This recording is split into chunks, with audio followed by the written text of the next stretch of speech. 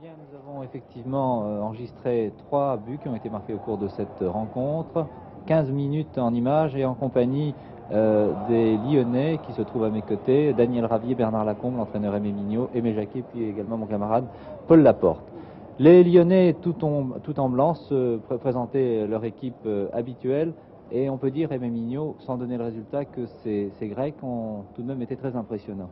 Ils ont très bien joué et je savais que le match allait être dur même chez nous et ça s'est bien passé comme je l'avais pas vu. Ils ont été très bons et je pense qu'ils nous ont donné pas mal de difficultés.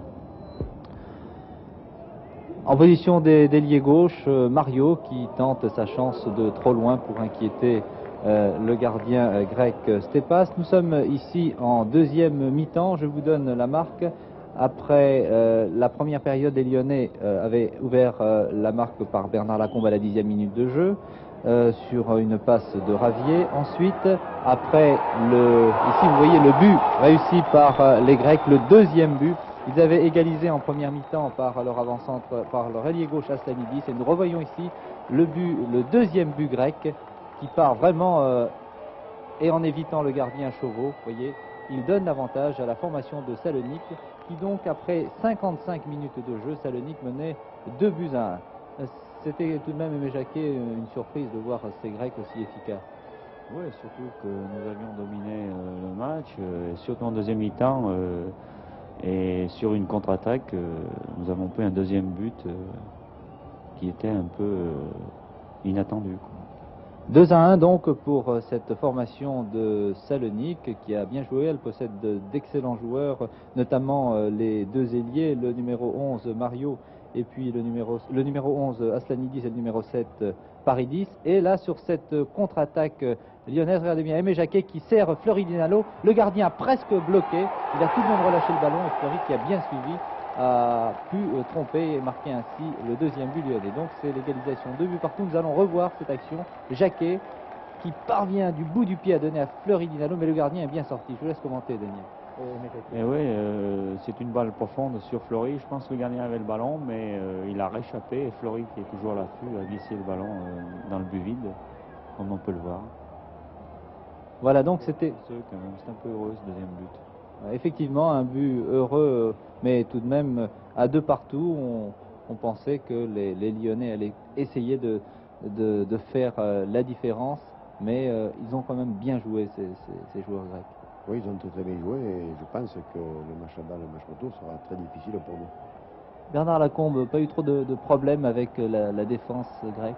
Si, nous avons eu d'énormes problèmes, surtout qu'ils se regroupaient très bien en défense et je pense que là-bas ce ne sera pas du tout le même cas et que nous pourrons poser de très gros problèmes aux défenseurs grecs comme eux nous en ont posé aujourd'hui.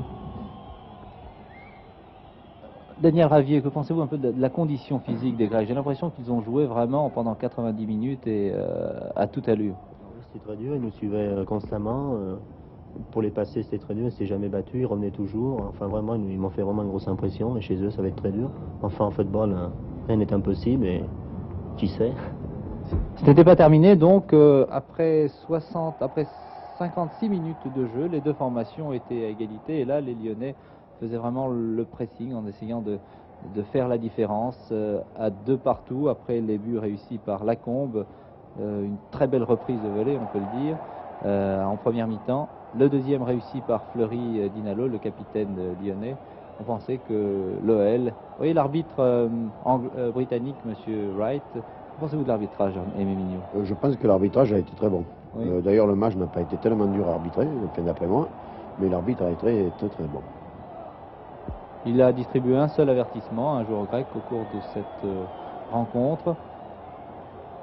Ces joueurs grecs qui, je vous l'ai dit, ont fait vraiment grosse impression. Une action dangereuse pour Lyon, mais la défense bien groupée. Il y avait de bons joueurs dans cette défense grecque.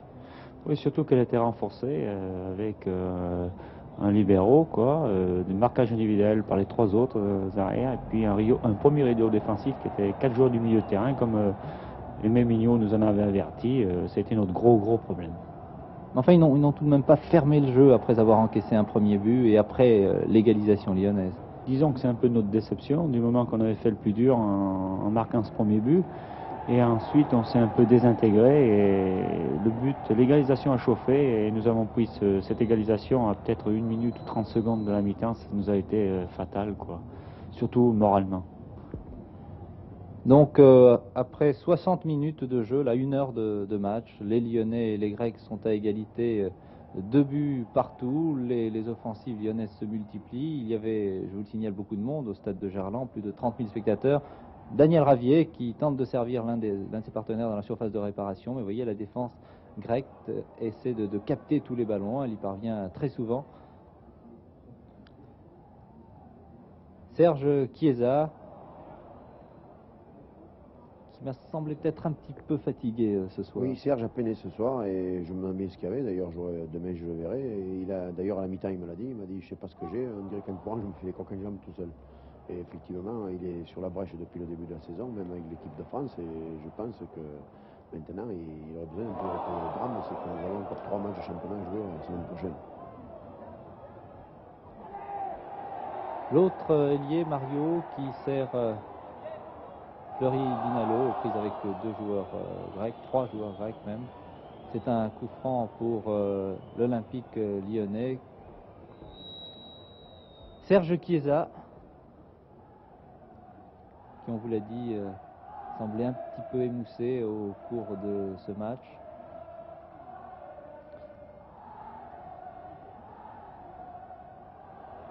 L'homme, il faut dire que les 2 arrières latéraux, Domenech et l'homme, ont eu beaucoup de travail ce soir. Oui, surtout que les Grecs jouaient avec 2 attaquants en pointe comme on l'avait prévu avant, et on essayait de faire un marquage assez strict sur eux, mais c'est 2 très bons joueurs, surtout très rapides, très vifs, et ils nous ont posé énormément de problèmes. Mais je pense quand même que nos arrières latéraux, surtout Domenech en première mi-temps, nous a pas essayé d'aider dans le jeu offensif. Oui, la consigne était d'appuyer au maximum les attaquants. Oui, parce qu'il fallait tout de même essayer de faire une différence à Lyon. Nous avons marqué 3 buts, je pense qu'on va avoir le 3e dans pas longtemps. Hein. Effectivement, un 3e but sera réussi par les Lyonnais à la 67e minute de jeu exactement. Mais la formation grecque s'est montrée jusqu'à la fin de la rencontre extrêmement dangereuse avec d'excellents joueurs, notamment le numéro 10 qui vous a fait grosse impression, je crois, Aimé Jacquet.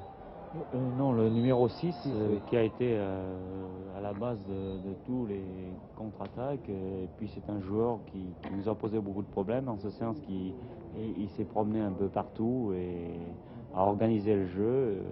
Comme d'ailleurs Aimé Mignon nous l'avait dit, attention, ce joueur est disponible pour tout le monde et il a un gros travail et ça s'est bien déroulé comme il l'avait dit.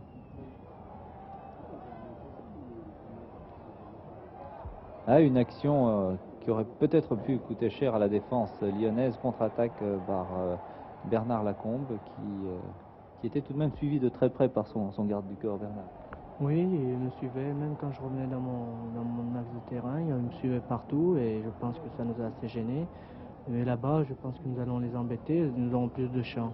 Alors nous allons leur causer beaucoup de problèmes avec Chiesa, Dinalo et avec nos appuis des hommes de milieu de terrain.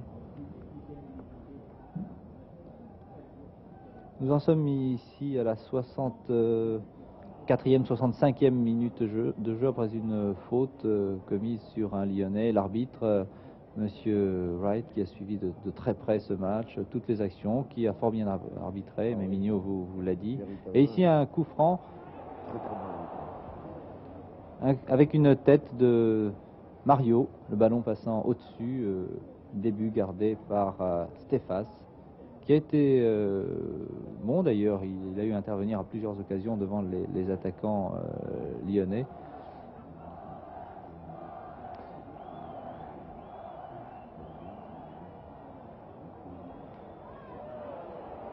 Un joueur grec parti vraiment à la limite du hors-jeu, c'est Yves Chauveau qui veut gagner de précieuses secondes en donnant très rapidement le ballon à ses partenaires. Le 3e but lyonnais, nous allons le voir dans quelques secondes. Une offensive de Mihailovic, Domenech, mais les Grecs, on peut le dire, se battent et fort bien depuis le début de la rencontre. Il y avait quelques supporters grecs dans les tribunes, plus de 100. Oui, Bernard? Non, je rigolais de voir Aimé Jacquet dans cette position-là parce qu'il n'arrivait plus à se dépêtrer du ballon. Alors c'est pour ça que je regrette. Aimé Jacquet qui, après l'association sportive de Saint-Étienne, opère maintenant à l'Olympique lyonnais et après beaucoup de problèmes, d'ennuis, vous avez retrouvé avec grand plaisir la compétition et surtout la première division. Oui, enfin, j'ai trouvé avec grand plaisir cette compétition, mais enfin ce soir c'est quand même une grosse déception que de voir le résultat. Je considère que Salonique est une très bonne équipe et nous a assez surpris par son jeu, sa vivacité et puis son regroupement.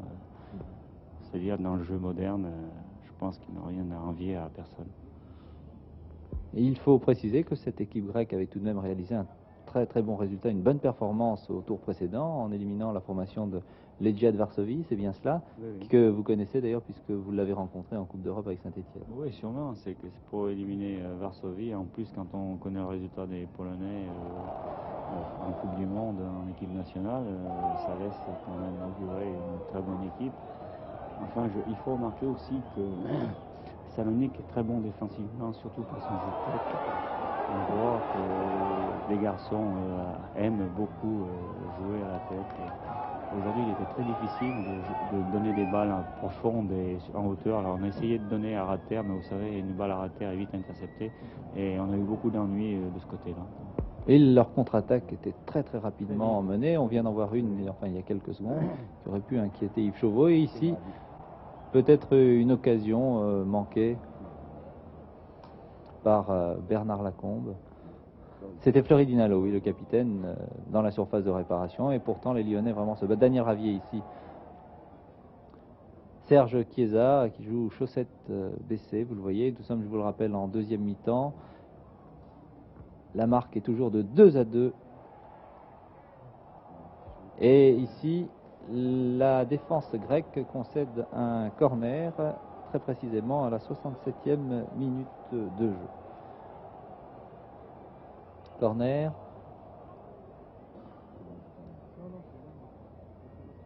Deuxième corner à refaire. L'arbitre, qui était très pointilleux, demande que l'on rejoue ce corner qui est tiré, vous le voyez, de la gauche. La défense grecque tente de dégager le gardien une première fois, mais regardez, Daniel Ravier bien placé, un tir puissant. Je vous laisse commenter, nous allons revoir ce but au ralenti, Daniel.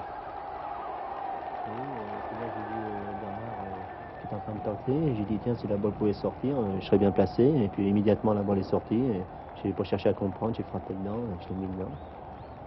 Il y a le gardien qui le repousse une première fois. Oui, le gardien qui l'a repoussé une première fois, après il y a le cafouillage, là c'est Bernard qui me la remet derrière, enfin, un peu chanceux, enfin.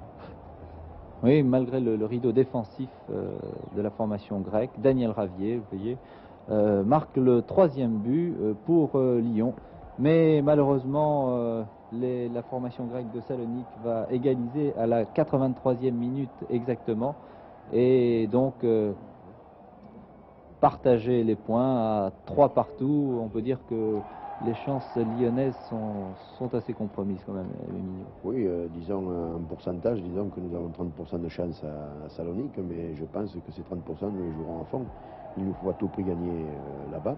Et comme en football rien n'est impossible, après tous les résultats que l'on voit, je ne vois pas pourquoi on ne mettrait pas tout de notre côté pour essayer de faire le résultat là-bas. Ce sera très dur, mais enfin, sait-on jamais. Une victoire par 1-0 suffirait pour se qualifier pour le tour suivant.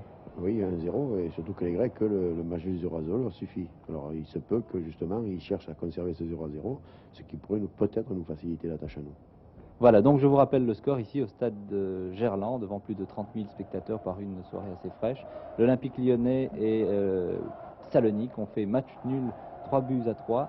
À la mi-temps, les deux équipes étaient à égalité, un but partout, grâce à Bernard Lacombe pour les Lyonnais en première mi-temps.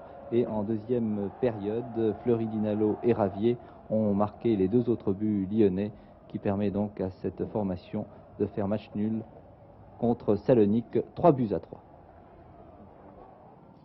Merci messieurs, nous possédons maintenant pratiquement tous les résultats des rencontres de Coupe d'Europe de football qui se sont disputées ce soir. Les voici en panneau sur votre écran.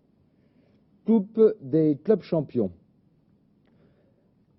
Nous ne possédons pas le résultat du match Benfica de Lisbonne contre Uspes de Dodza.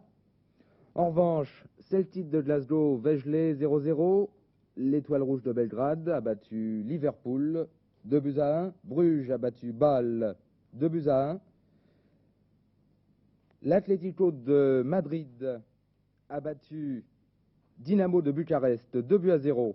L'Ajax d'Amsterdam 1-0 devant Sofia seulement à Amsterdam. Et enfin, vous l'avez vu en image, le Bayern de Munich a battu Dynamo de Dresde 4-3. Coupe des vainqueurs de coupe. Lyon-Salonique, vous venez de le voir, 3-partout. Sunderland, l'équipe anglaise, a battu le Sporting de Lisbonne en Angleterre 2-1. Nous ne possédons pas le résultat Milan contre Rapid de Vienne. Mönchengladbach, Allemagne de l'Ouest, a battu les Glasgow Rangers 3-0. Nul entre Brann Bergen, l'équipe norvégienne, et l'équipe irlandaise Glentoran Belfast. Enfin, Baník Ostrava, l'équipe tchécoslovaque, a battu le football club de Magdebourg, Allemagne de l'Est, par 2-0. Coupe de l'UEFA, première série de rencontres. Nice a battu Fenerbahçe, l'équipe turque d'Istanbul, 4-0 ce soir à Nice. Leeds, équipe anglaise, Hibernian Édimbourg, 0-0. Tout comme Aberdeen Écosse contre Tottenham, équipe anglaise, score nul, 1-partout. Les équipes britanniques entre elles n'ont pu se départager. Deuxième série de rencontres. Feyenoord de Rotterdam a battu Gwardia de Varsovie, l'équipe polonaise, 3-1. Dynamo Kiev, équipe soviétique, a battu à Kiev Copenhague par 1-0. Le Standard de Liège a battu l'Universiteta